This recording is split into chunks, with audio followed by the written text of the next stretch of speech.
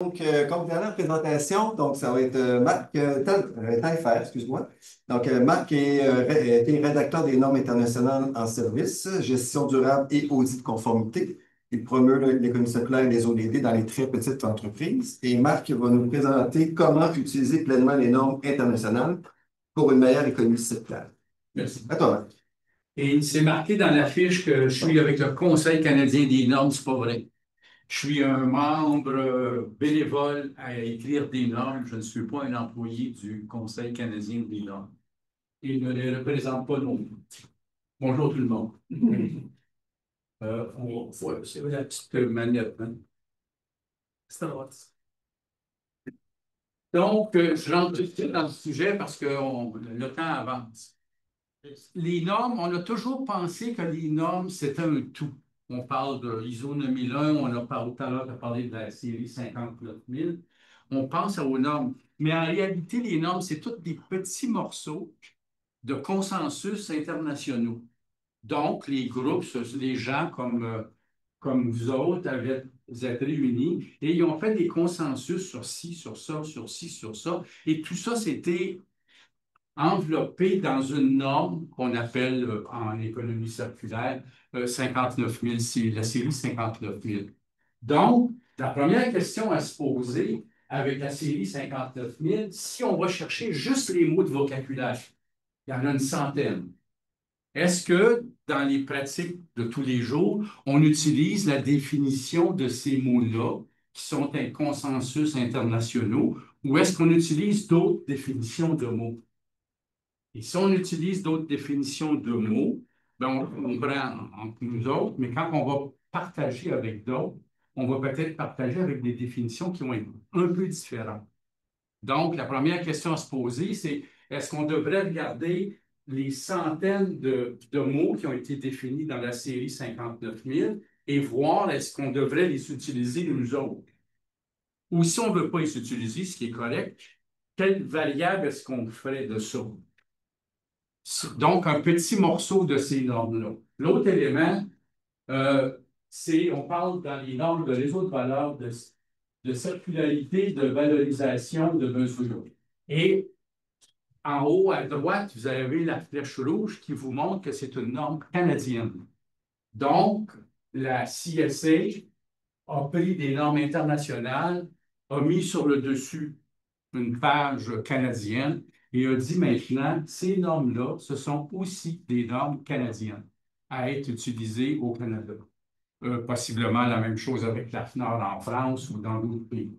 Donc, quand vous regardez les normes, vous voyez aussi que ça se peut que ce soit des normes canadiennes, avec l'impact que ça a dans notre cas au Canada. Dans ces normes-là, dans d'autres documents, on voit beaucoup le concept de la pensée systémique.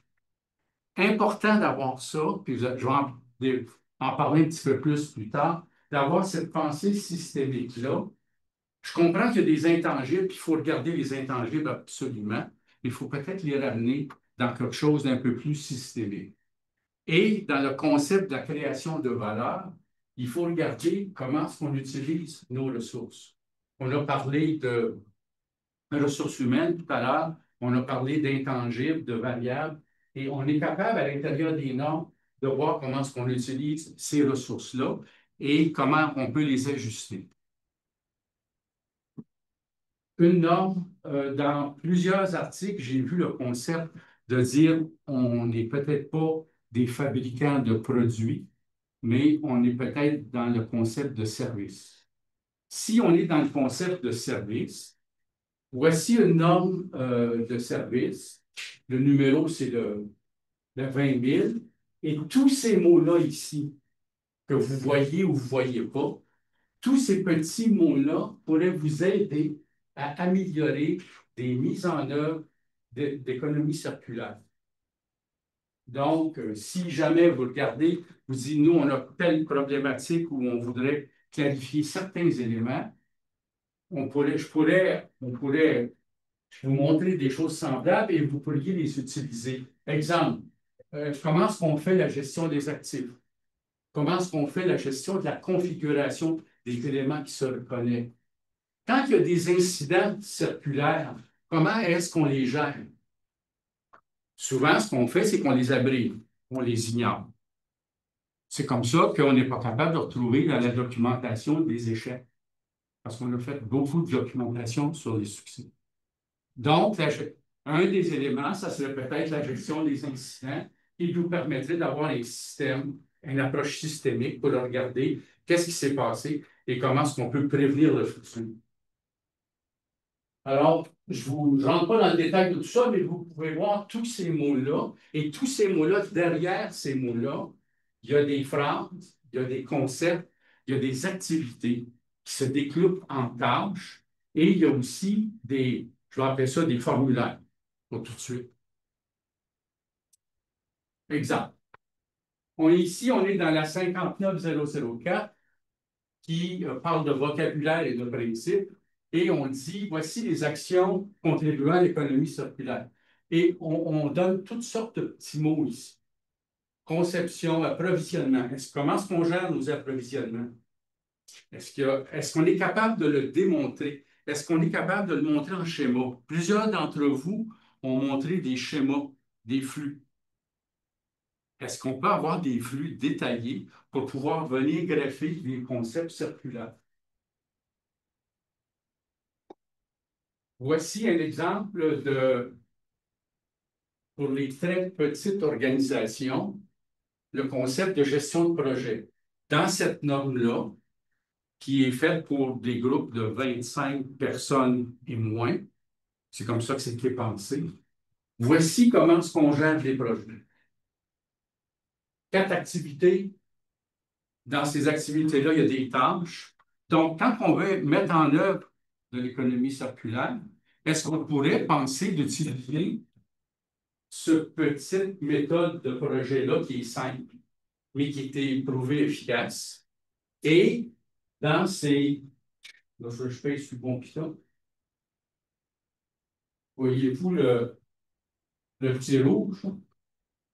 Ces éléments-là carrés, ce sont des enregistrements. Donc, chacun d'entre eux sont détaillés.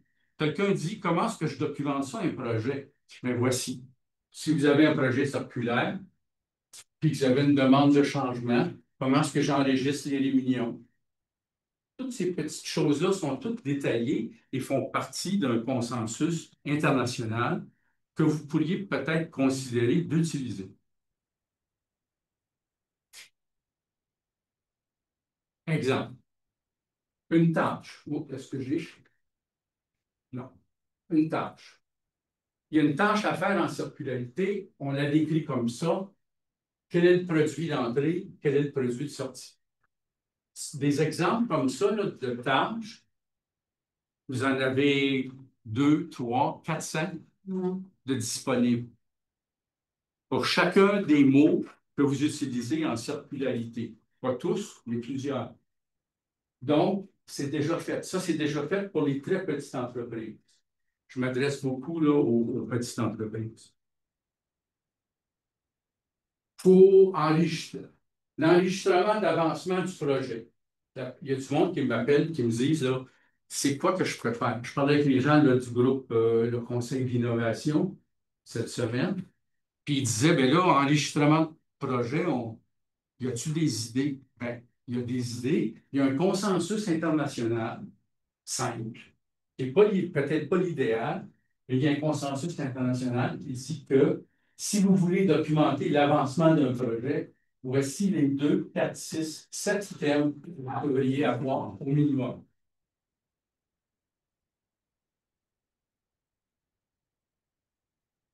L'autre exemple, qui est avec le CSA ISO, ou peut-être les objectifs de développement durable, on pourrait à ce moment-là regarder, si jamais vous êtes intéressé d'aller voir, vous allez à iso.org, vous sélectionnez français et non pas russe, ce qui est la 3e langue de l'ISO. Vous demandez économie circulaire ou vous demandez 2910 pour les très petites entreprises ou ce que vous voulez. Si jamais vous avez de la misère, vous pouvez toujours m'aviser à cette adresse courriel-là. Donc, vous êtes capable d'aller trouver gratuitement des idées à partir de certaines normes, et c'est documenté comme ça. J'essaie de vous le montrer quand même. Il y a une partie de la norme qui est gratuite, pas toute. Parce que vous savez fort bien que ISO et la Commission électrotechnique internationale, IEC en anglais, ces gens-là se subventionnent en vendant ça à bon prix. Mais les plus fins vont les acheter dans d'autres pays où ils sont pas chers. En russe, hein? En russe. En Roumanie, en Tchétchénie, ces endroits-là. Tu parles bien fin, tu parles russe. Il y en a de moins en moins en russe. Il y en a aussi de moins en moins en français, parce que souvent, c'était la FNAC qui payait pour la traduction en français. Et l'argent peut-être est un petit peu moindre, mais il y en a. Au Canada, j'ai appris ça, bravo, bravo, ils ont toutes traduites. Donc, les normes canadiennes sont toutes en anglais et en français. C'est bon, vraiment. J'étais assis quand j'ai lu la nouvelle, j'étais content. Un autre exemple. Dans la transition des modèles d'affaires, la 59-10, on parle du segment de clientèle. On parle de relations clients. Vous voyez mes flèches, là. On parle de segment de la clientèle, de relations. Comment est-ce qu'on gère des relations clients? Bien, il y a une activité qui est décrite, il y a des tâches dans cette activité-là, et à la fin, si vous avez des enregistrements, il y a des exemples d'enregistrements, comment enregistrer votre relation avec vos clients, comment travailler avec vos partenaires clés, comment, si vous avez des objectifs, des stratégies, ces choses-là. Il y a toute une série de petits morceaux de normes qui pourraient peut-être vous aider ou vous donner des idées de comment le documenter, de comment le faire ou de mieux le faire. Donc, choisir les éléments qui vous conviennent et peut-être regarder dans vos projets de sécurité où ça fait mal. Il y a quelqu'un qui a dit par où je commence? Ben, tu commences par où ça fait mal.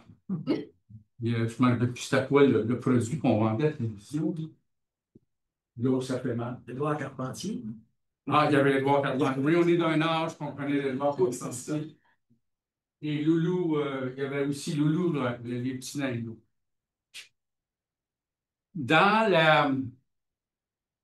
L'autre élément qu'on peut regarder, c'est peut-être pas la douleur, mais l'opportunité.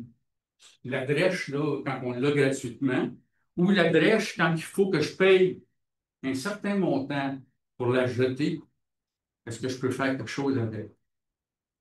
Donc, il y a peut-être des opportunités à regarder. Et ces opportunités-là, vous allez possiblement les retrouver dans ces éléments de normes-là. Donc, pour utiliser pleinement les normes, vous pouvez penser à utiliser des petits morceaux, pas nécessairement des gros morceaux. Ces petits morceaux-là peuvent être déjà dans la série 59 000, mais ce que je vous propose, c'est de regarder la série 2910 pour les très petites entreprises, les très petites organisations. Exemple, j'ai donné un coup de main à écrire une, gouvernance. Beaucoup me parlent de gouvernance. Mais vous savez, gouvernance, ça peut être gros, gros, gros. Mais gouvernance, selon les très petites entreprises, c'est quelques activités, quelques enregistrements, et ça, c'est auditable. Donc, une petite entreprise pourrait implanter ça, faire ça en, je vous dirais, là, en 2, 3 mois, se faire auditer, ou on pourrait parler de comment, et être reconnu d'une façon internationale d'avoir mis en place une gouvernance qui est basée sur un consensus international. C'est ça, cette opportunité-là, de vous apporter de bonnes idées pour faire ce que vous voulez faire, c'est améliorer l'économie circulaire. Merci, Marc. Merci beaucoup. Excellent, merci beaucoup. On va laisser Marc le temps de s'hydrater légèrement. Alors, Guillaume, question. C'est pas une question, Une intervention. c'est un commentaire. Euh, c'est la première fois que j'entends la présentation de Marc aussi, de manière aussi détaillée, mais quelque chose qui m'avait frappé quand on en avait parlé au TPS, c'est euh, on reproche, on reproche, on remarque à répétition que notamment les PME manquent de ressources. Je l'ai encore dit, Ouais. plusieurs l'ont dit aujourd'hui, ce matin, cet après-midi. Et on voit toujours le problème comme un problème du récipiendaire, du destinataire ou bénéficiaire. Et donc, on dit, ben, on peut leur donner des ressources, on peut leur donner des formations, des subventions. Ce que j'aime et ce que je trouve très original dans l'approche de Marc, c'est qu'au contraire, il propose d'adapter l'offre d'innovation, ou ici l'offre de normes, en adaptant le contenu transmis aux besoins, euh, en l'occurrence, c'est les PME et les TPME. Et ça, je trouve ça brillant parce que ça renverse la logique dominante dans ce. Et la série 2910 que j'ai mentionné pour les très petites organisations, j'ai donné des cours des gens d'IBM. Vous savez, les gens d'IBM, ils viennent toujours cacher un peu. Ils ne veulent pas dire qu'ils travaillent sur certains projets au Québec. Donc, les gens d'IBM étaient assis là dans le fond et ils disaient, oui, mais nous autres, on est une grosse entreprise. Non, non, non, non. Il dit, nous, on est juste 20 employés dans notre organisation. On travaille chez IBM, on est juste 20 employés, donc on est vraiment une très petite organisation. Puis c'est ça qui fait vivre le monde, les petites organisations, là. C'est pas les IBM, j'utilise IBM, je pourrais l'utiliser, mais c'est pas des grosses boîtes qui font rouler le monde. C'est les très petites entreprises un peu partout. Donc, oui, c'est possible de faire ça parce que ça a été travaillé par des gens de peut-être une vingtaine de pays qui ont bûché, qui se sont battus, physiquement des fois, là. Non, non, c'est sérieux. Oui, oui, oui. J'ai une présentation à Berlin. Le monsieur dit, voici ce qu'on fait, ci, puis ça, puis ça. Et les gens qui ont travaillé le soir avant pour faire le consensus, c'était pas ça qui était dans la fiche. Oh! Fait qu'ils ont dit, toi, out, verboten. Mais parce que le monsieur pensait qu'il y avait une meilleure idée qu'on en avait. Donc, c'est des consensus. Oui, autre question. Question technique. La 59 000 est en développement encore. Il y en a une qui est sortie en Il y vente. en a, corrigez-moi là, il y en a quatre, trois de publiés. Oui, c'est ça. La 04 qui est le vocabulaire, la 10 qui est la transition, et l'autre numéro, c'est La 20. La 20. Sur les modèles d'affaires. La 20, c'est sur les mesures. Mais est-ce que c'est une norme qui sera, contrairement à ISO 26 000, une norme qui permettra un audit d'accréditation? OK. Il te voit la question. Ah, il me le pose. On s'arrête un petit peu. Ah, bon, Non, c'est une blague. Yes. les gens qui ont gagné, les gens de la Chine, très petite entreprise, une dizaine d'employés, qui ont gagné le contrat du cerveau du tramway de Québec. Ils ne roulent pas encore. Ces gens-là ont gagné le concours international, parce que c'est un appel d'offres international contre les Deutsche Telekom puis d'autres à travers le. Ils ont gagné ça parce qu'ils ont mis en place une norme 2910 pour les très petites entreprises. Et cette norme-là, ils la font bien comme il faut. Au lieu de prendre un gros texte et d'en faire juste la moitié parce qu'on se tente, ils ont pris un petit texte, puis ils l'ont tout fait au complet, sérieusement. Puis, quand ils sont arrivés pour la soumission à Québec, donc, ils ont dit, ben nous, on rencontre la norme internationale, le consensus, puis ils ont gagné le contrat. Il y a peut-être eu d'autres éléments, là, mais je fais ça simple. Probablement.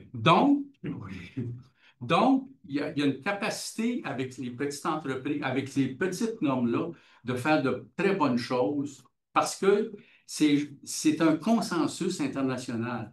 Une norme, là, celle que je vous parle sur la gouvernance, ça nous a pris 5 ans à la faire. Tu fais un premier brouillon, tu le circules, il revient avec 350 commentaires. Tu fais un deuxième brouillon, le circuit, ça revient avec 200 commentaires. Tu fais un autre brouillon, À un certain moment donné, là, il y a tellement moins de commentaires que ça fonctionne. Donc, quand ces normes-là sont internationales comme ça, on peut aller les auditer pour des fins de conformité. On peut dire, comme je fais pour la Chine, la petite compagnie de la Chine, je vais là avec un collègue, on regarde ce qui se fait, on prend la norme, puis on dit à la fin, ben, ce qui est dit dans la norme, vous le faites, puis vous le faites d'une façon efficace, ou peut-être même d'une façon difficile. Donc, il est possible. Mais l'ensemble du monde va vous dire que ce n'est pas possible. Parce qu'il y a en place, comme le conclave, une grosse affaire, une grosse machine qui est là, qui s'appelle des registraires. Fait que vous avez des compagnies un peu partout à travers le monde qui s'appellent des registraires et qu'eux autres vont vous dire d'une façon officielle avec certaines normes. Donc, ISO 9001, la qualité, j'ai fait venir plusieurs fois des registraires au Québec, en Ontario, pour auditer. Eux autres, ils ont un gros processus qui est gros. Les autres sont audités par le gouvernement du Canada, qui sont audités par ISO à Genève. C'est de la grosse machine. Donc, eux, il faut qu'ils vous chargent un gros prix parce que c'est une grosse machine. Si vous avez une plus petite machine qui s'appelle des outils internes, qui est tout à fait légal, tout à fait correct, il n'y a rien qui dit que les outils internes doivent être faits par quelqu'un à l'interne. Ça peut être fait par quelqu'un à l'externe, mais c'est un outil interne pareil. À ce moment-là, la personne pourrait, qui va l'auditer, pourrait dire, vous avez fait ça comme la norme le dit, et avoir une reconnaissance. Ouais, c'est pas une certification. Ce n'est pas une certification. Si vous voulez une certification pour la 2910, avant ça, c'était le Brésil qui la faisait. Peut-être qu'il y en a en Thaïlande. J'ai des auditeurs qui travaillent en Thaïlande, qui parlent probablement un assez bon anglais, qui pourraient venir vous auditer. Ils vont partir de la Thaïlande pour venir vous auditer à 2, 3. Mais la 59 000 comme telle n'a pas été pensée Non, pour non. être certifiée. Non. Elle est une forme de guide. C'est un guide. Comme ISO 26 000. Mais Exact. si j'allais, je prends le jeu, là, OK, puis prenez pas ça comme à la lettre. Si j'allais auditer quelqu'un qui a fait ce guide-là, je pourrais dire que oui, ils ont pris ce morceau de guide-là, ils ont pris ce morceau de guide-là, ils l'ont fait, puis selon ce que je vois, ils l'ont fait comme il faut.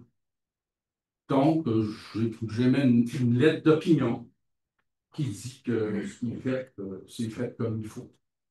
Et vu que je ne veux pas dire que ça c'est bon à vitam aeternam, je vais dire pour une première fois, comme tu mentionnais, pour une première fois, la lettre est bonne pour 12 mois. Si j'y retourne, c'est encore bien bon, puis ils se sont même améliorés, je vais dire, ben là, 18 mois. Troisième fois, on va dire, ben là, 24 mois. Donc, la compagnie qui a gagné le cerveau de tramway, les autres, là, ils sont à leur 6e année, ont été aux unités quelques fois. Vous avez le temps pour une dernière intervention Oui. rapidement en ligne. Excusez. Oui, Ben. on a une question sur le chat en ligne de Jean-Philippe Turcotte qui te demande, Marc, s'il y a une série de normes équivalentes pour le secteur public.